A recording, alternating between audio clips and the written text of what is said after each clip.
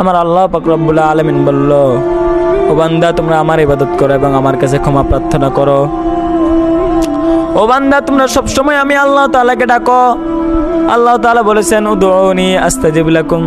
ও বান্দার বান্দি, তোমরা যে অবস্থায় থাকো না কেন, তোমরা সবসময় আমি আল্লাহ তাআলাকে ডাকো, আমি তোমাদের জীবনের সমস্ত গুনাহ খাতাগুলো মাফ করে দিব।